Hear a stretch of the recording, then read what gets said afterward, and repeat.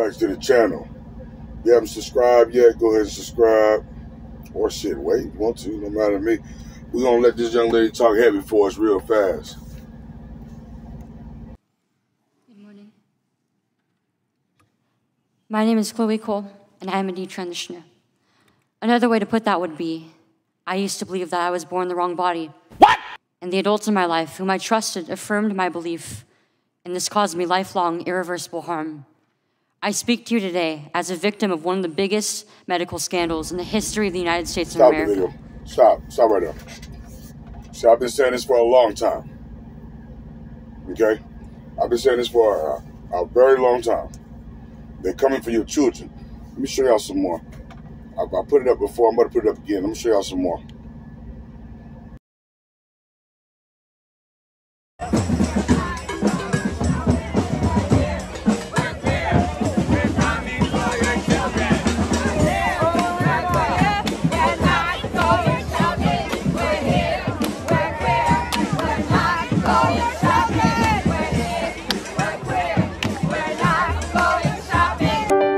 Convert your children.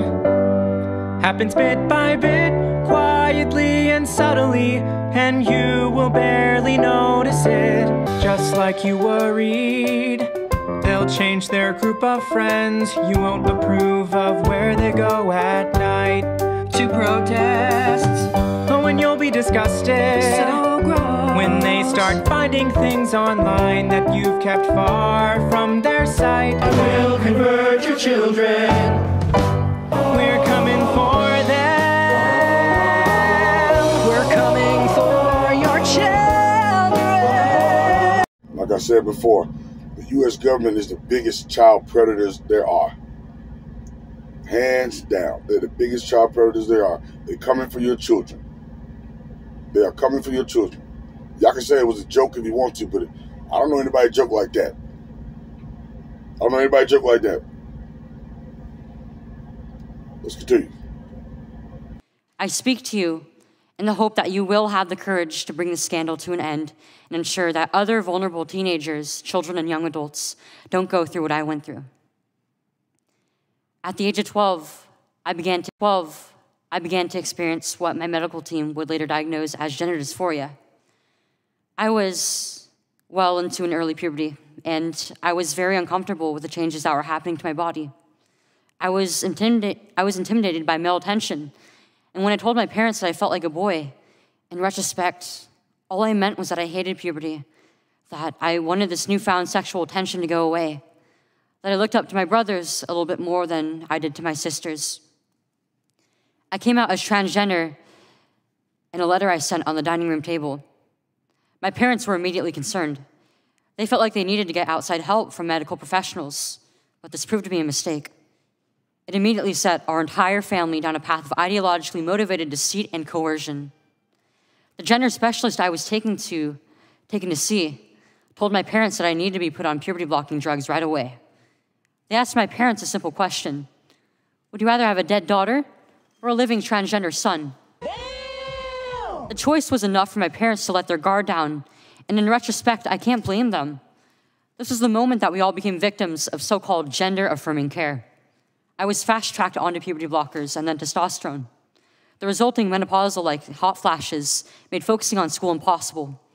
I still get joint pains and weird pops in my back, but they were far worse when I was on the blockers. A month later, when I was 13, I had my first testosterone injection. This caused permanent changes to my body.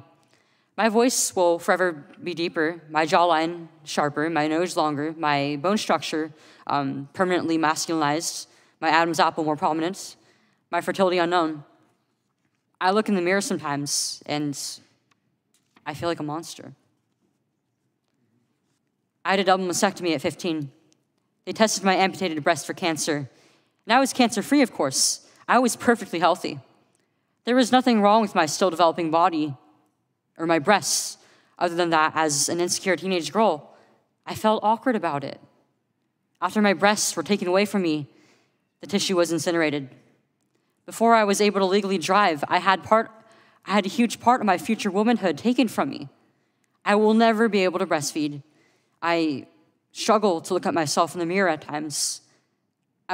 I still struggle to this day with sexual dysfunction. And I have massive scars across my chest. And the skin grafts that they took of my nipples are weeping fluid today. And they were grafted into a more masculine positioning, they said. After surgery, my grades in school plummeted. Everything that I went through did nothing to address my underlying mental health issues that I had. And my doctors, with their theories on gender, thought that all my problems would go away as soon as I was surgically transformed into something that vaguely resembled a boy. Their theories were wrong. The drugs and surgeries changed my body, but they did not and could not change the basic reality that I am and forever will be a female. When my specialist first told my parents that they could have a dead daughter or a live transgender son, I wasn't suicidal. I was a happy child who struggled because she was different. However, at 16, after my surgery, I did become suicidal. I'm doing better now, but my parents almost got the dead daughter promised to them by my doctors. My doctors had almost created the very nightmare they said they were trying to avoid. So what message do I want to bring to American teenagers and their families? I didn't need to be lied to. I needed compassion. I needed to be loved. I needed to be given therapy to help me work through my issues, not affirm to my delusion that by transforming into a boy, it would solve all my problems. We need to stop telling 12-year-olds that they were born wrong, that they are right to reject their own bodies and feel uncomfortable with their own skin. We need to stop telling children that puberty is an option, that they can choose what kind of puberty they will go through, just so they can choose what clothes to wear or what music to listen to. Puberty is a rite of passage to adulthood, not a disease to be mitigated. Today, I should be at home with my family celebrating my 19th birthday, and instead I'm making a desperate plea to my elected representatives. Learn the lessons from other medical scandals like the opioid crisis, to recognize that doctors are human too, and sometimes they are wrong. My childhood was ruined along with thousands of detransitioners that I know through our networks. This needs to stop. You alone can stop it. Enough children have already been victimized by this barbaric pseudoscience. Please let me be your final warning. Unfortunately, this will not be the final warning.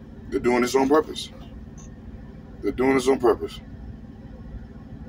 I hope somebody learned something from this today. Like, share, subscribe, leave a comment.